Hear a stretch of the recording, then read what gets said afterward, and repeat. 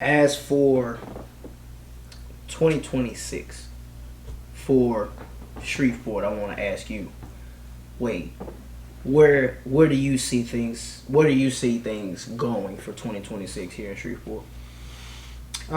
We are on the front lines of something really,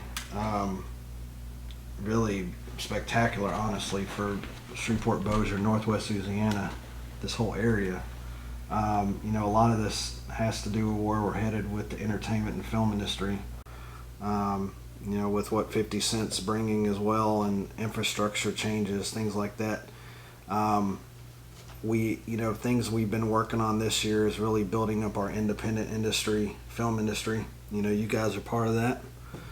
We've seen a lot of films come through here this year, but we're really creating this family element that are local filmmakers and pushing that into something that's going to blow up. We have Louisiana Film Prize coming up here in a couple weeks, showcasing a lot of that. But going into 2026, we're going to start seeing, we'll start seeing the studio type film infrastructure, new entertainment districts. You've seen that in the news, entertainment districts being made. It's going to be a city it's going to support something that we've always wanted, really, and that's the demand to get out and enjoy your city. That's the demand to have a career here. When I went to LA, it's because I didn't think I could make it here. We're creating that opportunity for people. We can take kids right out of high school right now and put them on a film set. Mm-hmm. You don't need, for kids that can't make it to college, let me give you something to do, else. A job, okay? And so everything we're pushing for is making this pipeline of opportunity and culture in our town to really give us, a place on the world map. And, I know that 50 has put a lot out there on the social side, but we're going to make our name for ourselves even outside of that. Yeah. With everything we're doing. No, for sure. So, and because of that, we're going to see a lot of domino effect happen. People moving here, new businesses, popping up. Lord. And it's just going to keep getting better. And we're going to keep supporting that. We're going to keep building new things. What I do at the Film and Entertainment Commission is open that door to anyone with those ideas too, to come in and say, hey, I've got this idea and I would love to figure out how to do it. And, I want to invest in this town. That's what we're here for, is to nourish those ideas as well. So I'm looking towards the future. It's not even about 2026. This is about the rest of everybody's life. Mm-hmm. I heard that. So, and I think right now is the time to be here. Mm-hmm. The next whatever hasn't even been born yet. Right. Yeah. That's the reality of it. Yeah. The next big whatever may not have even been born yet. Mm. That's the future.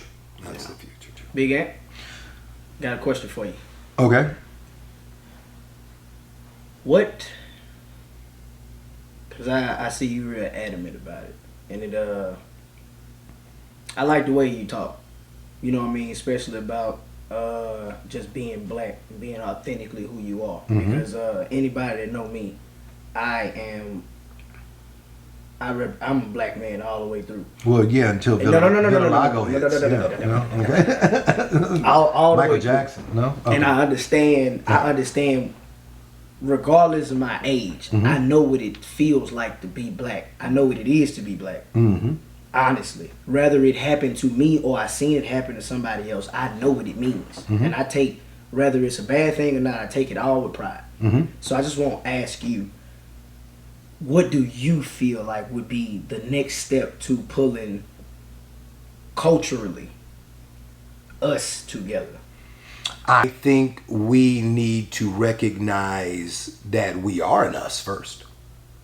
I think that is one of the biggest issues we have in our community. We are entirely too splintered.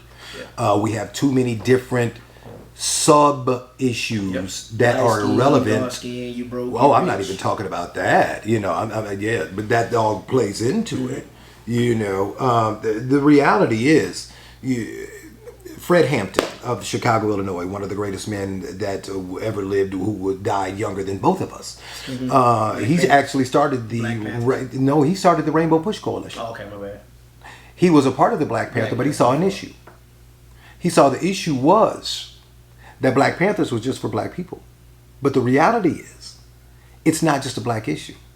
Social economic depression is not just a black issue. If you actually looked into it, there are more white people who are going to suffer from Medicaid being going away than black people. There are more people who get supplemental income from the government, white people, than black people. Our issue is education, subpar education, and economic development in all communities. But they've done a great job at separating us. What Fred Hampton was doing was bringing it together. That's why they killed him so young. Because he actually had the right message. The Rainbow Push Coalition was literally rainbow, all colors. Everybody had the same issue. And right now, it's blatant. If you are not a millionaire in America, you ain't shit. If you ain't striving to make $1 billion, you ain't shit. We are all economically challenged. I don't know about you. I make pretty decent money and I'm still got too much month at the end of the money. Bro. Exactly. So economically, that's the challenge. But in order for us to see that, we have to see our issues in our community and we have to be open and honest about them. We have to be realistic that our people play a part in it as well. It ain't just the police. I used to always say, people say, man, he pulled me because I had a crack in my window. You got a crack in your windshield? Yeah, well, get it fixed. It's against the law to have a crack in your windshield. Money. Then don't drive. Figure out another way. Figure out a way. And right now, money without driving. My point is, you got to figure out a way. Nah, for sure. Nah, I get it. Yeah, I get you it. gotta I get it. figure I'm just it out. saying, Yeah. there's, you know what I'm saying? But that goes back to, again, the economic issues. I mean, there's always going to be. But the reality is we have to take ownership for what we do before we can say, we ain't going to stand for this. Mm-hmm. We got to be together in the community, and we have to listen to one another. I will be the first to admit, as the quintessential Gen Xer, I am wrong about a lot of things. There were a lot of things that were taught to me that were wrong. But it wasn't wrong at the time. It's wrong now. It doesn't apply. I'll be the first one to say I was taught 10 o'clock, 2 o'clock, take the bass out of your voice when the officer rolls down the window. Yes, officer, did I do something? We are sending our children out now to war, literally war, unarmed. And it is a war. There is a war right now. It can be reversed. I do believe that. I pray for that. I hope for that. But it would require work on all of our part. We as a culture, as a people, need to get together, talk about our own differences, come together, educate each other. And the most important part about education is comprehension. Make sure that somebody that you're talking to understands what you just told them. And that's when we can actually make a difference. The one thing my father taught me was you have to be 10 times better. Because not if, but when they come to try and take it from you, it's going to be 10 times harder. One of my greatest mentors taught me, son, if they don't invite you to their table, make your own. So I'm teaching my son, damn the table, cut down the tree and make your own. And I hope he teaches his son, plant the seed your damn self to grow the tree, to cut down your own table. Because the greatest trick they ever taught us, we need them. We need each other. The greatest thing we ever did was our own community, our own bond, our own people. That doesn't mean we got our own thing, you go do your own thing. No, we can still come together, but understand we can do our thing, you can do your thing, and we can still do it together. How come we get questioned about an all-black movie, but you ain't never got questioned about an all-white movie back in the day? How come you well, why are you doing an all-black country tour? Why is she doing? Well, ain't nobody ever doing a country song, all-white country tour. It shouldn't be an issue, but it is. Just gonna say that, but it is. And why? I didn't make the rules. I was like you just said. I was Damn born the 20 rules. years ago. Damn the rules. 25. Do it. Just do it. And then when they come asking, I am your blacknificent personality. The phenomenal apologetically big section at 97 KMJJ. I'm your quintessential Gen Xer, your blacknificent personality. Do you know how many times I can ask, why blacknificent? I want my children to say blacknificent. Well, what if I say whitenificent? You should. You should. If you I want don't to. have a problem with that. If that's what you want to do. Asian initiative, I don't know, but do whatever you want. I don't care. Why do what I do bothers you so much? It shouldn't. That's the hypocrisy that this world is built on. I don't deal with that, and I don't care. I'm still the blacknificent personality, and I still have the #1 show on the #1 radio station in the city. So obviously, it's not that bad. And anybody that comes up and talks to me, I will sit down and have a conversation with them. Typically, a cigar. If there's cigars, we having cigars later. Let's do it. Okay. But I mean, Cigar aficionados. I see that. Honestly, like you, from when I talked to you that one time, I didn't even know what was the point of cigars. Honestly, I've never even seen nobody smoke. We got a outside. lot of work to do with him. No, don't we? you don't, because like Wade said, no drugs. It's bad for you. I'm trying to be here for the kids in the trees to chop down so I can put them seeds in the ground. But you know and what? chop that tree. But you know what Ain't that happens? what you just said? But you know what happens in those conversations is communication. Demand all the No, time. for sure. And this is what we're talking about. You know, this is the proverbial Thanksgiving dinner that we all need to have. Brother, you hit it right there on the head, didn't you? Yeah. You Thanksgiving dinner, the cornucopia wasn't the food. I'm gonna be honest. I'm willing to have these kind of conversations, and I'm talking frequent. I just don't want to be over talked because of my age, because that's usually the first thing that people come in with me. It's not really what I say, or if it's disrespect or anything. They always use, "Oh boy, I was doing this." They're before wrong you for was that. even wrong." And They're it was wrong. just like, They "Y'all are make me wrong for that." wrong because I'm young. I am very. Rolling. Hey, how y'all doing?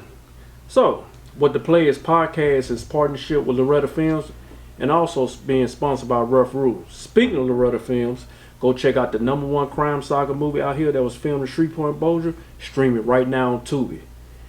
And also, go to Rough Rule and get you a Rough Rule hoodie. I'm wearing the latest zip-up embroidered Rough Rule hoodie. What Rough Rule mean? To have morals and integrity equals self-motivation. Is it you? Is it true? You are Rough Rule. Need I say more? Now let's get back to the regular program. What the play is. Very proud of your generation for the fact that the one thing I have, I really and truly enjoy conversating with him because he's one of the few. You're still a Gen Xer. You're just on that tail end. Yeah, right on But that. you're one of the few Gen Xers that didn't grow up and lie. My generation, we grew up, we weren't going to be like our parents. We weren't going to do that. We saw what it did to them. We played on the playground together. We drank from the same hoses together. You know, we weren't going to be like that. And now here we are. It's like, hey, hold on, bruh. You know, why would you promised?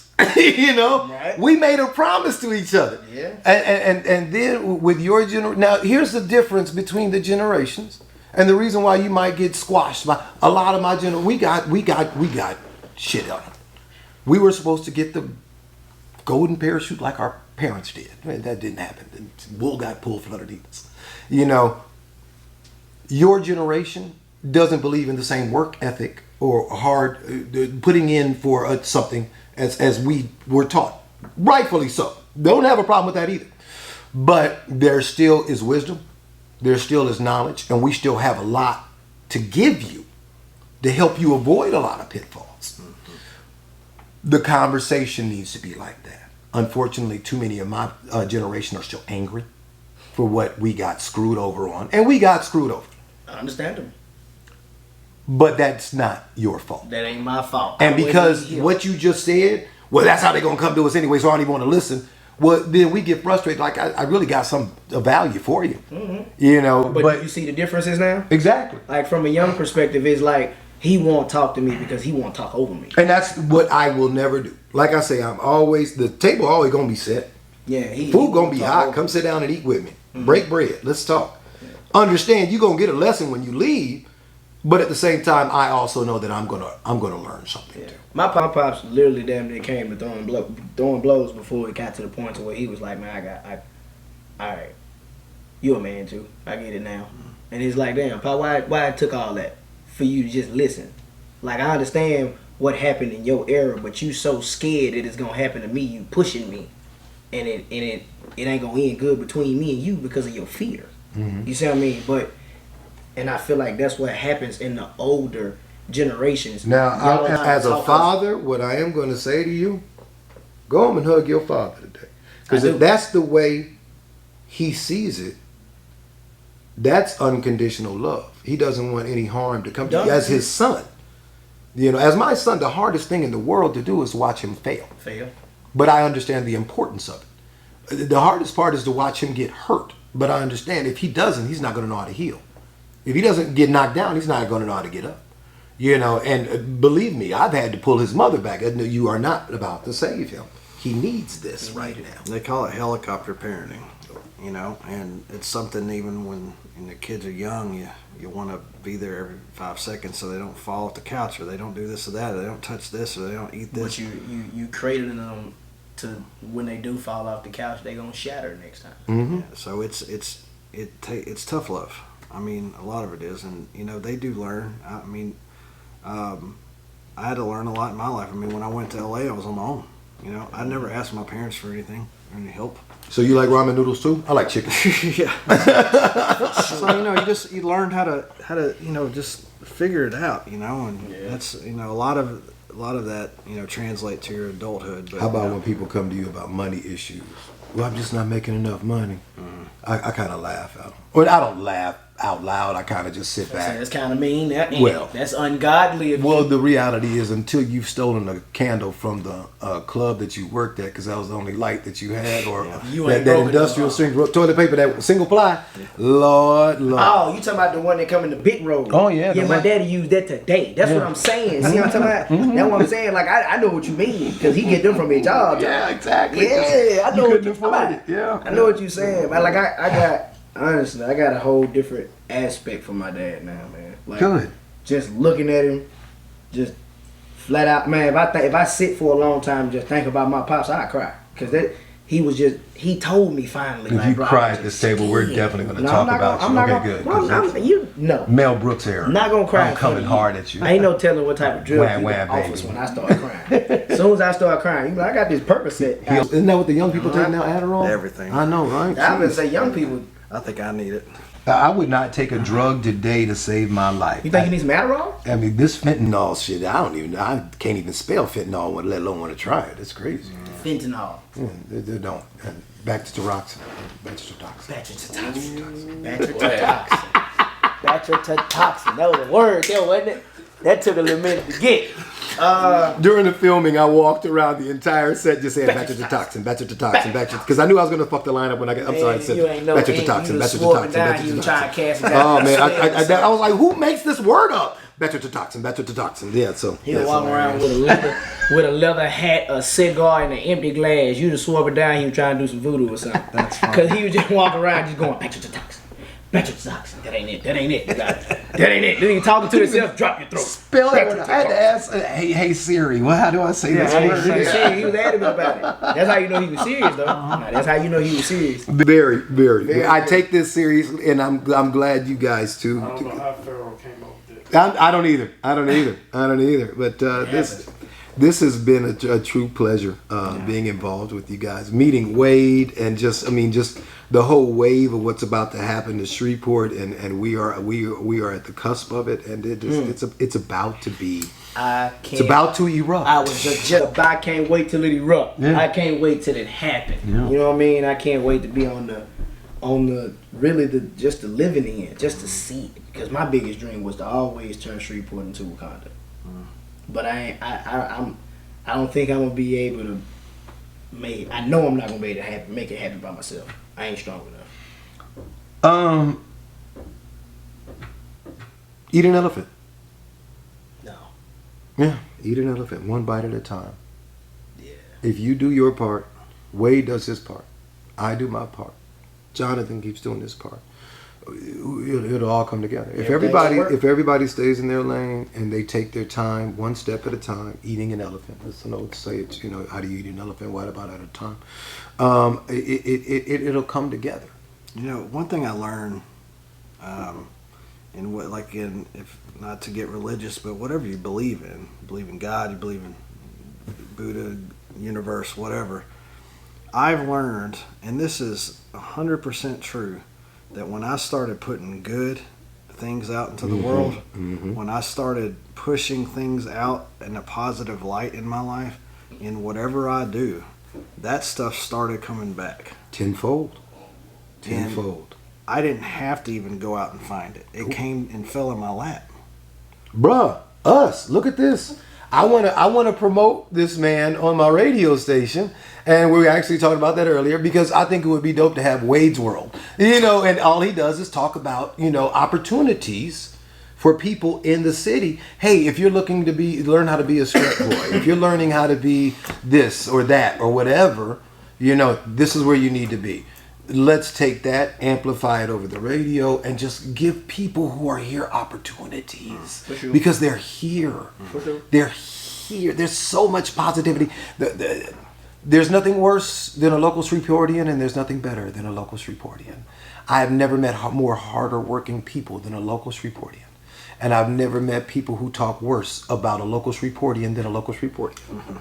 And that's what's sad, man. That is what's so sad. But when you give a Shreveportian a chance and then you back them, you have one of the most loyalist, hardest workers you'll ever meet. You already said it. And that's a beautiful thing, and that's all that this city is full of. And I just want to give them opportunities. Yeah. And Wade has the opportunities. Let's amplify that, and let's just make it. Let's make it Wakanda. There we go. Yeah. I don't even want to be T'Challa. I don't even I'm care. T'Challa. No, see, Oh that's yeah, I have to. I'm older. That's what's gonna be the problem. I'm well, older. then I have to be. You can be T'Chaka, his daddy. Don't. You can't be T'Challa. As long as I still got the Dora Maje, I'm good. Because I'm some fine bald-headed sisters. No, the Dora Maje is the sisters. The bald-headed sisters, the warriors. Ooh. You like bald-headed girls? I like girls. Well, we gonna get on about it. I appreciate that, and I appreciate y'all, man. I appreciate y'all for coming out, and I honestly appreciate every single word that y'all said. It won't be taken for granted. It will not be forgotten. I appreciate y'all for coming here today, doing this for me. I appreciate y'all for being involved with Loretta Films, period, and helping us out with this dream and this baby that we are all trying to get to. Seriously, don't do drugs. In all seriousness, don't do drugs that aren't any good. Just serious. I like that. Mm-hmm. Don't do any drugs that aren't any good. That's it. And I've also learned throughout my time, a wise man knows, the more he knows nothing. See y'all another time, man. This is Cal with the Players Podcast. We out.